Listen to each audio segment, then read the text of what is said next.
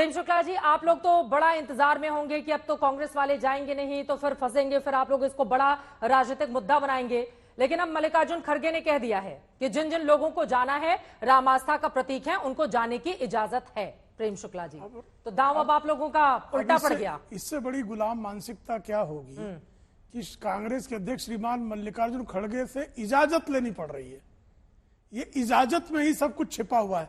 कोई चर्च जाता है इजाजत लेके जाता है उनके यहाँ, कोई मस्जिद इजाजत लेके जाता है। तो राम मंदिर के लिए इजाजत की आवश्यकता क्यों है? इसी से सिद्ध होता है कि राम द्रोह उनके जो है कण कण में बसा हुआ है। सिर्फ पाखंडवश वो जो है इस तरह की इजाजत प्रदान कर रहे हैं। ये वही मल्लिकार्जुन खड़गे जिनका बयान कुछ दिन पहले था कि अगर 2024 में श्रीमान नरेंद्र मोदी जी की सरकार आ गई तो इस देश में सनातन का राज्य आ जाएगा। भाई, रामराज की संकल्पना जब महात्मा गांधी कर रहे थे तो वो प्रभु राम सनातनी ही थे ना, सनातन की ही परिकल्पना थी ना, सनातन के राम की ही परिकल्पना थी ना।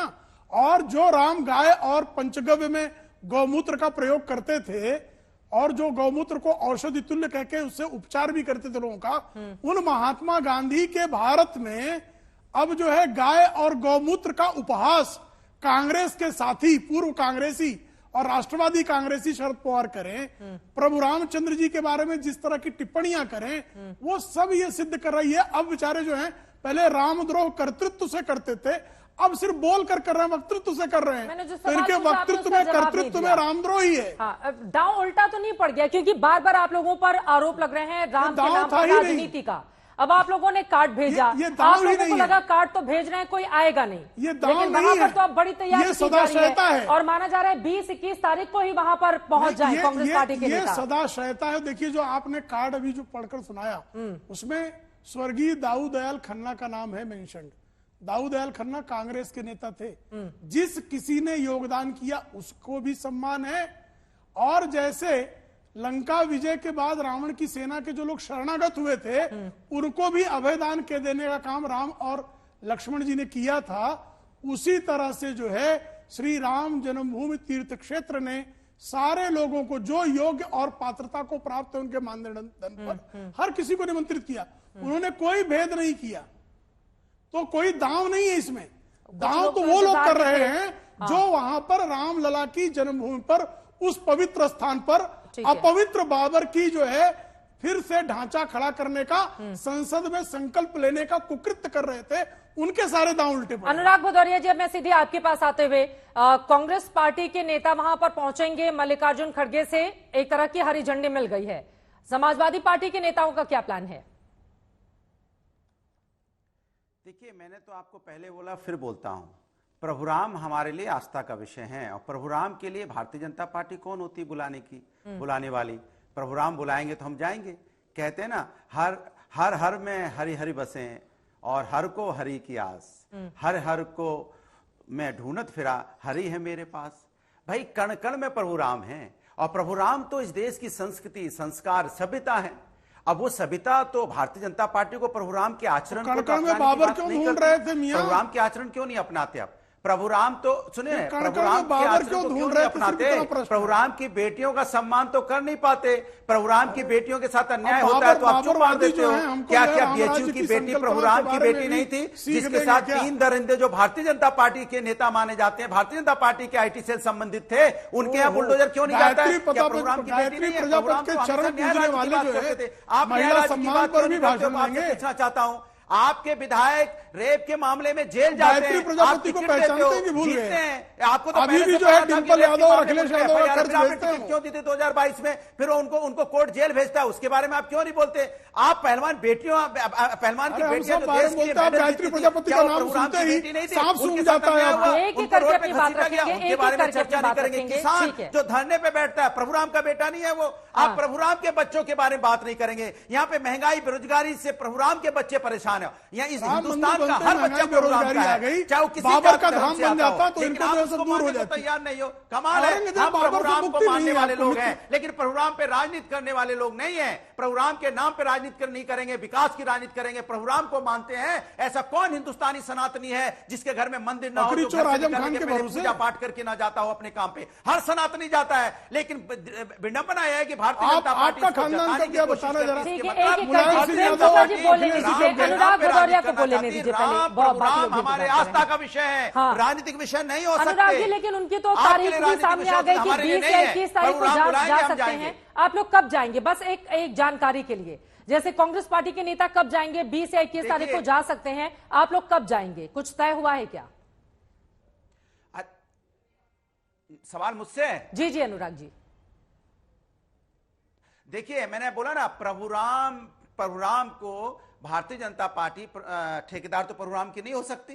या आप ही क्या कोई पार्टी, कोई व्यक्ति प्रभुराम का ठेकेदार हो सकता है क्या वो कह सकता है कि नहीं प्रभुराम के ठेकेदार हमें? अरे प्रभुराम बुलाएंगे, खुशी खुशी जाएंगे। जब प्रभुराम बुलाएंगे जाएंगे। हाँ। चाहे पहले बुलाएंगे तब जाएंगे, 22 को बुलाएंगे प्रभुराम तब जाएंगे, 23 को बुलाएंगे तब जाएंगे, 24 को बुलाएंगे तब जाएंगे। प्रभुराम जब बुलाएंगे तब जाएंगे। बीजेपी कौन होती है ये बताने वाली कि किसको कब आना है नहीं जाना है? तो प्रभुराम की तो ठेकेदार नहीं हो सकती ना भारतीय जनता पार्टी। हाँ। इसलिए मैं कह रहा हूं भारतीय जनता पार्टी प्रभुराम के नाम पर राजनीति नहीं करे, प्रभुराम के आचरण को अपनाए। जैसे समाजवादी प्रभुराम के आचरण को अपनाते हैं। हम महिला सम्मान की बात करते हैं, विकास की बात करते हैं, किसान सम्मान की बात करते हैं, हम समाज में सभी जाति धर्म का सम्मान की बात करते हैं, हम समाज में हर व्यक्ति को सामाजिक न्याय की बात करते हैं। आप क्यों नहीं सामाजिक न्याय की बात करते? प्रभुराम तो यही चाहते थे समाज में सबको न्याय मिले। विजय शंकर तिवारी जी, अब सीधे आपके पास आते हुए, बाकी भी 3 मेहमान जुड़े हुए हैं बहुत देर से, एक एक टिप्पणी सबकी लेते हुए। विजय शंकर तिवारी जी, आपके पास आते हुए, एक तो अब कांग्रेस पार्टी के नेता जाएंगे, ये बात बिल्कुल साफ हो गई है। मतलब अब किंतु परंतु के लिए कोई जगह ही नहीं। अनुराग भदौरिया को भी आपने सुन लिया, वो भी खुद को राम भक्त बता रहे हैं और बोल रहे हैं कि जब भगवान बुलाएंगे तब हम चले जाएंगे। दूसरी तरफ शरद पवार का ये बयान आया है, उनकी ओर से कहा गया है जिनके हाथ में सत्ता है उन्हें सिर्फ गाय गोमूत्र ही दिखाई देता है। उनकी इस टिप्पणी पर क्या है प्रतिक्रिया आपकी? हाँ, तो ये तो देखो, मैं टिप्पणी तो उनकी टिप्पणी में क्या कहना। देखो, पूरे देश में बहुत सात्विक माहौल है, बहुत सद्भाव का माहौल है। सारे देश में बहुत उत्साह है। उनको लगता है कि 500 वर्षों के बाद उनके भगवान श्री राम अपने घर में वापस जा रहे हैं। उनके लिए उत्साह का विषय है। लेकिन विघ्न संतोषी तो हमेशा रहे हैं। वो त्रेता में भी विघ्न संतोषी थे, द्वापर में भी विघ्न संतोषी थे, और कलयुग में भी विघ्न संतोषी। वो आत्माएं लगातार ट्रांसफर होती रहती हैं। अभी हमारे भदौरिया जी कह रहे थे कि हम इसकी बात करते हैं, महिलाओं की बात करते हैं, हम सारे क्षेत्रों की बात करते हैं। तो मैं भदौरिया से कहना चाहूँ, तो बात करने से काम नहीं होता, काम करने कहते। हम करते हैं कहने का आपके अंदर साहस नहीं है, आप करते हैं। दूसरी बात, अभी तक जो सेकुलर मानते हैं अपने को, जो भी सेकुलर मानता है अपने को, वो आज तक श्री राम जन्मभूमि को श्री राम जन्मभूमि कहने का साहस नहीं कर पाया।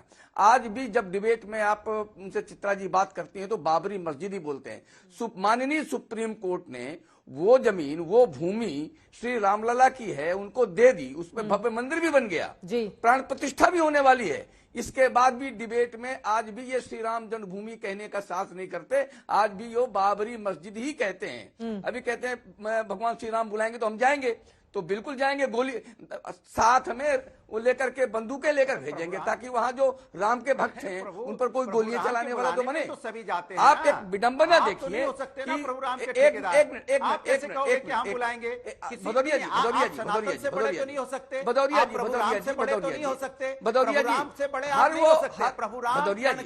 रुक जाइए, गोली चलाने के लिए तो नहीं बुलाया जाएगा आपको, गोली चलाने के लिए तो नहीं बुलाया जाएगा। आप सुन लीजिए, आपने बात की, मैंने सुन लिया, मेरी आस्था है। आप बात कर अनुराग जी उनकी बात हो जाए, अनुराग जी प्लीज उनकी बात हो जाए, प्लीज प्लीज एक एक करके अपनी बात रखेंगे प्लीज। विजय शंकर तिवारी जी की बात हो जाए, उसके बाद असीम वकार साहब भी बैठे हुए हैं और तहसीन भी। प्लीज प्लीज अनुराग जी बोलिए। विजय शंकर तिवारी जी जल्दी से। हाँ बस एक मिनट चित्रा जी, एक मिनट। मैं कहता हूं, यूपीए के शासनकाल में दिल्ली में ही 123 संपत्तियां जो सरकार की थी वो वक्फ को दे दी गई।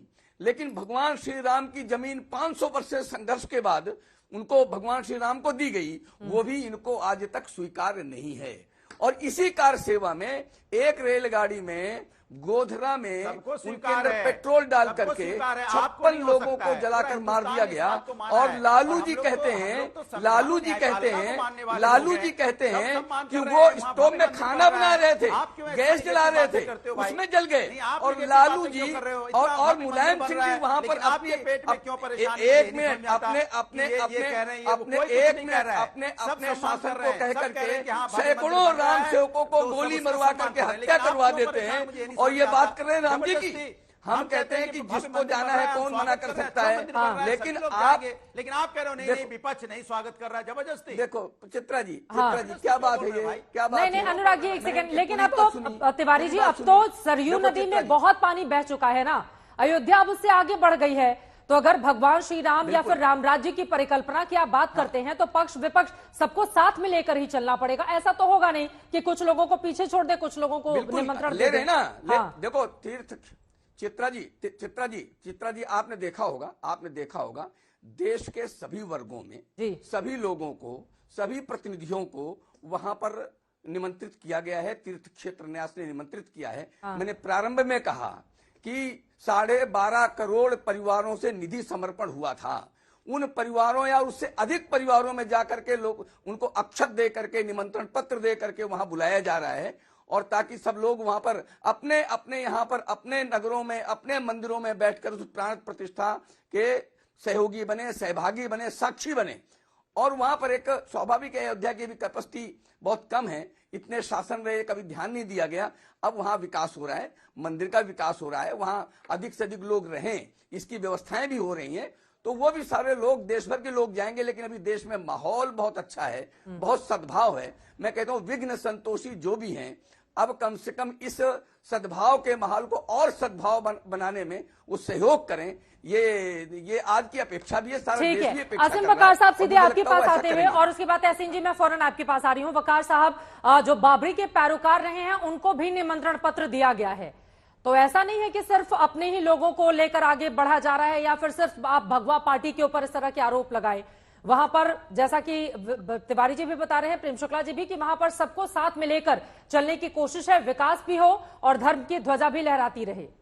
इकबाल अंसारी को भी निमंत्रित किया गया है। वकार साहब, नहीं, मंदिर बना दिया आप लोगों ने, इनॉग्रेशन करने जा रहे हैं। देश का मुसलमान तो इसमें कुछ बोल नहीं रहा है बेचारा। अब आप जिसको दिल चाहे आमंत्रित कीजिए, जिसको दिल चाहे ना कीजिए, जिसका दिल चाहे जाए, जिसका दिल चाहे ना जाए। इसमें काहे की जबरदस्ती मचा रखी है? मुझे समझ में नहीं आ रहा है कि क्या मकसद है, क्या चाह रहे हैं। मैंने एक बात कही थी कि ये जानबूझकर ऐसा माहौल क्रिएट करेंगे कि जो इनके साथ है उसको तो ये हिंदू मानेंगे, और जो इनके खिलाफ है, बीजेपी के खिलाफ है, उसको ये देशद्रोही, रामद्रोही, या यूं कह लीजिए कि हिंदू ही नहीं मानेंगे। और वही आज नौबत आ गई है, उसी कंडीशन में खड़े हो गए लोग आकर। मुझे लगता है कि मंदिर बन रहा है, बनने दीजिए, और इनॉग्रेशन हो रहा है, होने दीजिए, मूर्ति स्थापित हो रही है, होने दीजिए। ठीक है। और ये जो शरद पवार जी का बयान है, जिनके हाथ में सत्ता है, उन्हें सिर्फ गाय और गौमूत्र दिखाई देता है, उनका ये बयान कैसे देख रहे हैं आप? नहीं, वो भी तो हिंदू है। क्या आप उनको हिंदू नहीं मानते? शरद पवार का जवाब आसिम वकार क्यों देंगे? ऐसे बयान की उनको क्या अभी मौजूदा वक्त में इस तरह का बयान उन्होंने दिया है, समझ में क्या आ रहा है? आसिम वकार जी, आप तो हर मुद्दे पर बोलते हैं, आपको क्या लग रहा है? अब एमआईएम के प्रवक्ता तो किसी भी मुद्दे पर उनको बुला लीजिए, हर मुद्दे पर आप लोग बोलते हैं, तो क्या लग रहा है मौजूदा वक्त में इस तरह का बयान क्यों दिया गया होगा? मैंने आपसे कहा शरद पवार भी तो हिंदू हैं। और अगर शरद पवार भी हिंदू हैं तो ये तो सवाल का जवाब शरद पवार साहब दे सकते हैं कि आसिम वकार तो क्यों पूछ रही हैं? चलिए ठीक है, उनके प्रवक्ता ने ही सफाई दे दी है, उनका बयान सुनवा देते हैं। उसके बाद तहसीन जी मैं फौरन आपके पास आती हूं। एनसीपी चीफ की ओर से जो बयान दिया गया है उस पर क्या सफाई अब दी जा रही है, सुनते हैं, उसके बाद चर्चा में आगे बढ़ेंगे।